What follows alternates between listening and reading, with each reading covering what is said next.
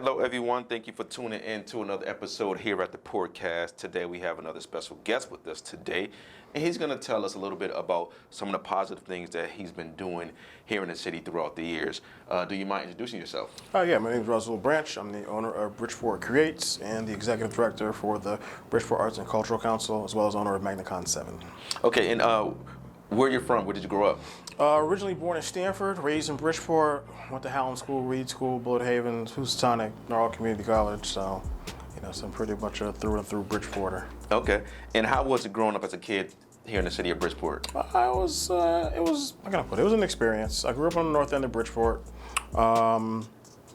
Growing up in the city through all of its transitions, the crack era, then, the kind of reemergence of the dot-com era, and then kind of like this weird kind of, how can I put it?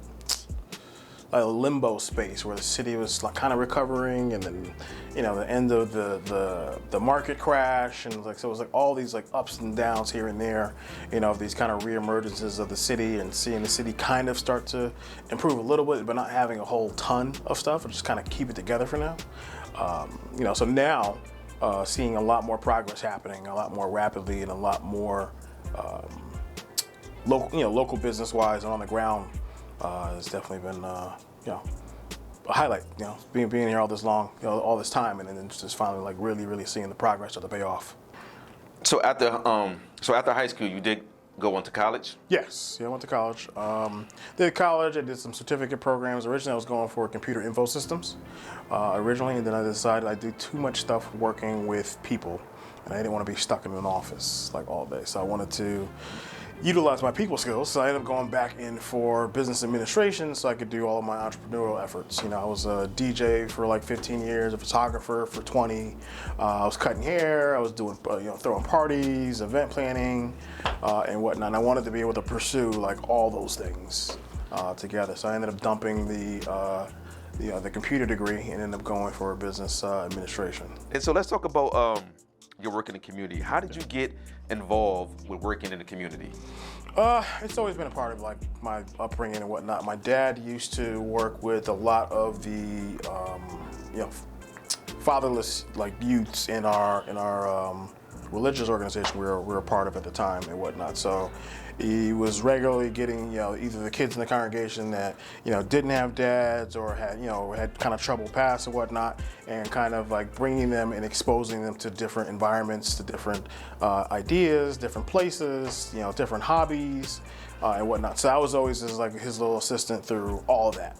And then a lot of those kids end up, being my friends as well too, even, till today and whatnot. So it's always been kind of part of the game plan. And then going into middle school, same thing happened, kind of like this like awakening, 7th, 8th grade happens, start getting involved more on a civic level within school and a social level. Going into high school, like, wow, I had a really good experience in middle school doing this, so why don't I try this in high school? And then the same thing happens in, class presidency, being the head of one of the largest organizations within the school as well too, and just, helping kids recognize their own talents and whatnot, and find their own voices and whatnot was like a lot of part of that work. And then same thing repeats. I get into college, do the same exact thing all over again. So it's kind of like ingrained in there each and every time I end up moving to a new area, and then opening up a business downtown Bridgeport. We got into it to work on one problem, and then we ended up discovering there's 2 or 3 other problems that are in the way of that problem, and we need to fix those too, and then so on and so forth. It's just like, wow, there's all these plethoras of problems that we need to like fix or repair, get involved, get engaged with, to be able to solve, for that particular issue. Okay. So growing up here in the city of Bridgeport, was there something that had an impact on you that made you say, one day, I'm going to be that advocate for the community? Yeah, I think it was just kind of like finally reaching the max of what I could accept for people's down talk about Bridgeport, about the people in Bridgeport.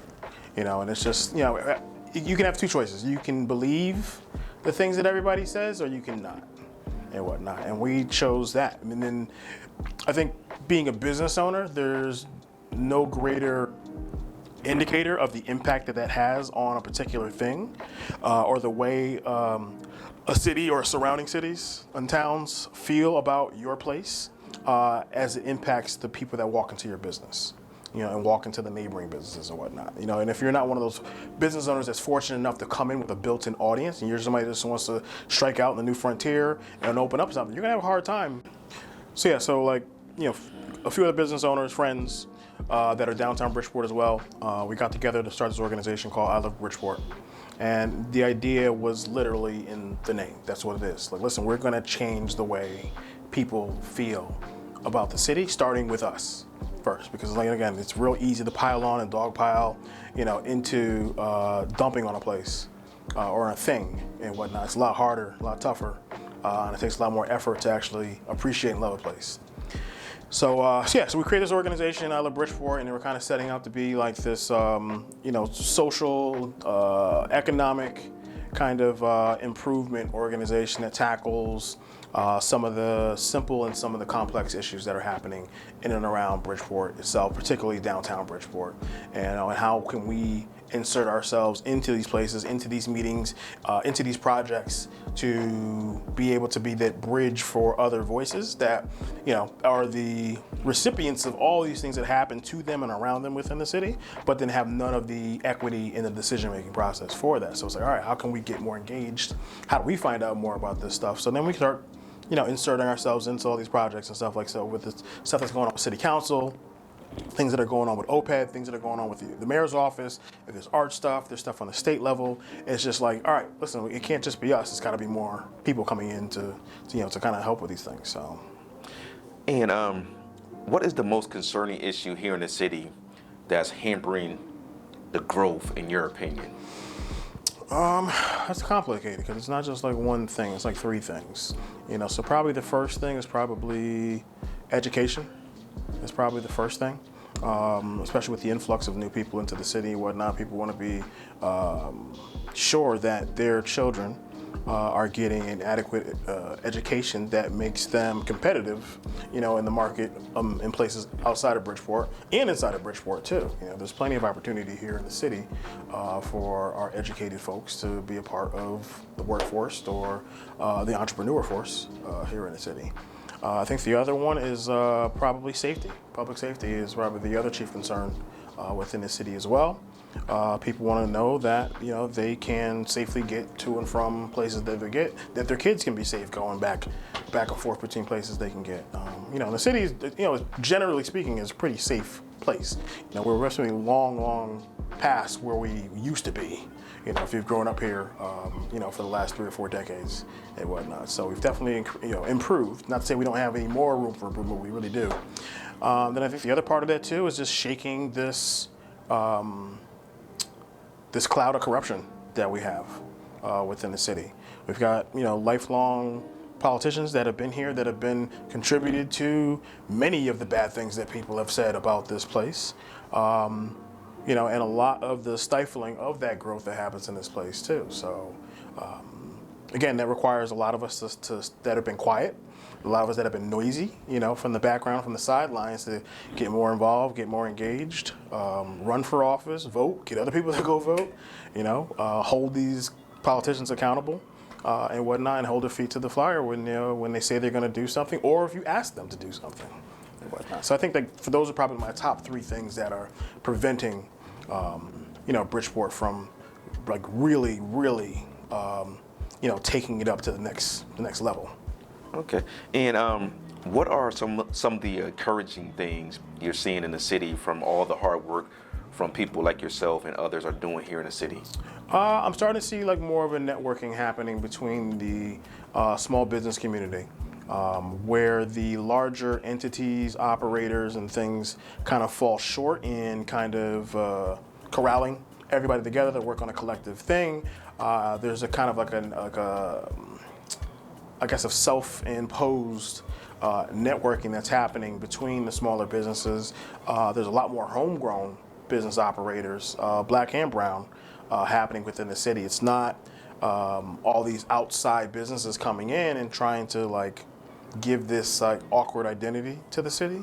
but it's really genuine people that are either from the area or already understand the culture of the area that are coming in, and not only like just opening up, but like really thriving. Like this is probably one of the best restaurants renaissances we've had in downtown Bridgeport, specifically in decades. And they've been trying at this thing for 20 years, 30 years or so of trying to make this thing work. And the thing that finally works is, entrusting this inside the hands of the people who live here. Now, being an advocate, an activist, an entrepreneur, what have you seen, experienced, and learned from your journey so far? My biggest thing I've learned from this is that you really have to talk to people.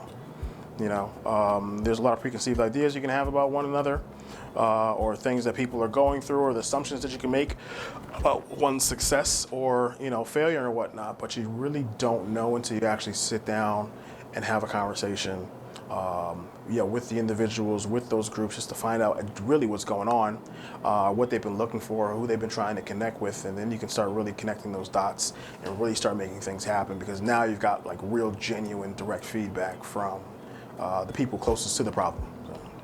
Now, would you say you're investing in the city physically, spiritually, mentally, and giving your time? Yeah, absolutely. I mean, it's a requirement. That may not be the same for everybody else, but me personally speaking,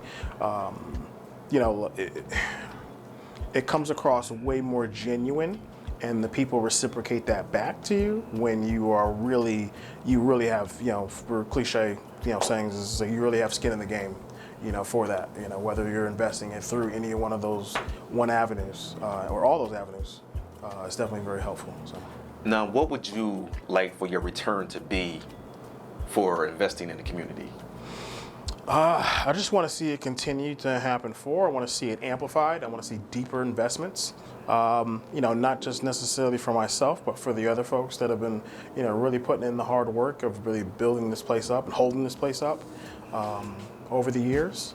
I'd like to see a lot more direct investment, coming from that, and more trust, more access, more equity, and consideration given to the folks that have been on the ground, been soldiering through this thing, and the new ones that are coming in that really have fantastic ideas, and making room for them to have a place to grow into as well. So let's talk about Bridgeport Art and Cultural Council and your role within that organization. Yep. So we inherited the organization about like 7 years ago. It had been formed originally like in 2009, 2010. It was a project put together by the state of Connecticut and the city of Bridgeport Houstonic Community College to be finally like a catch-all for any kind of arts organizing within the city of Bridgeport. It functioned for about maybe like 4 or 5 years, and then just gradually it started kind of like shifting hands a little bit. So there was a little less hands-on from Houstonic, there was a little less hands-on from the mayor's office, and then it ends up in the kind of the hands of the DSSD, and then as the administration changes, even less people are involved in the organization, and then it kind of goes dormant. So then we, as I Love Bridgeport, we were a for-profit organization at the time, and we were doing a lot of nonprofit work without any of the benefits for that. So we ended up taking it upon ourselves to resurrect the organization, so to speak, and undertake it and use it for nonprofit purposes and things of that nature, for fundraising and stuff like that, particularly for the Downtown Thursdays Free Summer Concert Series, the Bridgeport Arts Festival, and a number of other projects under the wings of I Love Bridgeport that we've been doing in the community, participating in the Bridgeport Art Trail, the downtown farmers markets, and some of the mural operations that you see, downtown Bridgeport as well too. And just being able to provide other resources for artists in need. Okay. And with you being a part of so many wonderful community grassroots organizations, you've met and you help so many people. What's the gratification that you get out of it? Growth. I love seeing either people that came with an idea that were looking for a little bit more direction somewhere, being able to apply that advice and it actually work for them, and them actually flourish. Just for their business, and then also maybe perhaps helping somebody else that they were trying to help as well too. So that's like my payoff. Anytime we give any kind of advice or an assistance, or lend a hand to something, is just to see that it was actually solid advice, and that it actually worked for them. Okay, so in the process of preparing for this interview, I did some research and I came across your social media. I think it was Facebook, and you have a quote there. Yeah. Do you mind reading that quote? Yeah, just a human trying to leave behind legacies for others to follow. Okay. So that quote means something, and it's kind of addressing a problem that we have within the city, and then looking towards a future that can build for the city. And that's kind of changed the direction of what I was doing prior to coming into full-time, arts and cultural kind of work that I was doing. So before this, I was working a lot in nightclub and nightlife work and whatnot. So promoting bars, restaurants, other entertainment venues and things of that nature. And then around myself turning 30, I decided, you know what? I don't want to do this anymore. I want to do something that is that encourages legacy.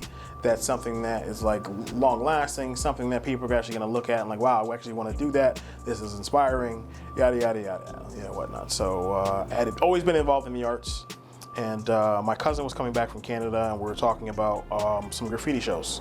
Because a bunch of our friends are graffiti artists, belong to different graffiti crews and stuff. We had done shows in small places, but we haven't really done any really big shows in a long, long time. So we ended up starting a show over at the Reed's building called the Beautiful Crime Show. It's one of the largest graffiti shows in the state of Connecticut, whatnot. Over 50 plus artists, 200 pieces. Opening night, we have 1,000 and some change people showing up. Write-ups in the New York Times and all different kinds of publications and magazines and whatnot. The footage that was done by News 12 at the time was nominated for several Emmys as well, behind the story as well. And that kind of set off this kind of chain reaction of all these things that you kind of see up to now. So that's what kind of built the show. It's all right, cool. We're gonna build this show to do something that we can get. We're doing something great for members of our community, and that would be the artists and graffiti artists. And then we want to kind of bridge this thing between traditional artists and graffiti artists, because at the time, a lot of them didn't necessarily view each other's work as valid and whatnot. And there was a lot of this siloed kind of reaction kind of thing happening between them. But after that show and showcasing them together, you saw a lot more collaboration happen, a lot more people coming out of their silos and whatnot, working together. So communities that weren't necessarily talking to each other, particularly in the artist world, were now starting to talk to each other. So this kind of spirit of collaboration starts to spread a little bit more throughout other things. So we start creating other instances and opportunities for that same kind of community connectivity and gathering to happen throughout the city by creating events that encourage you to, connect with your neighbors or connect with people you don't normally talk to. And it just kind of steamrolled forward into that, and kind of keeping a door open for young folk to come in and kind of see, listen, this is what's possible. These are places that most of you guys have never been. You kind of always sitting around wondering, how does this work? How did you get to do that? How do you do that? And we had no problem really explaining how we did that and how they can do it at the same time too. A lot of it's just showing up and saying something. A lot of times, it's not really the kind of rocket science that people think it might be. So that kind of has inspired a lot of the work I've been doing, and then looking back over the last 14, 15 years of this work and whatnot, and looking at the people that either come behind us and tell us hey, listen, I've been following you for X amount of time and whatnot, and it's because of you that I ended up doing this and that, and if you don't remember, you said this thing to me and it really stuck with me, or I went to this event that you did and I really loved it and I went out and did so seeing that kind of reaction spread throughout the city and beyond for other people is it is a deep part of that quote, where that kind of comes from. It's just this is what we're talking about. Are we doing the right thing and the thing that people want to emulate? And those that do emulate it, will they do it better? I don't, a lot of people get offended by imitation, but I don't necessarily get offended by it as long as it's better than what I did. And I have no problem admitting okay, this is a whole nother other direction than what I thought. This is dope. Please keep that up. And how can people follow you and support the great things that you're doing here in the city? Sure. You can follow us on our network, on our social media feeds, the Bridgeport Arts and Cultural Council. You can go to our website at bridgeportartscouncil.org. You can follow me on Instagram at Razul Von Party or at BBT Creates, and you can keep track of like all the different things that we're working on doing. All right, Mr. Brands, I'd like to thank you for taking time out your busy schedule to come here on this platform and talk about some of the great things that you're doing here in the city. I really appreciate it. Thank you so much. Hey, no, thank you for having me. Appreciate it.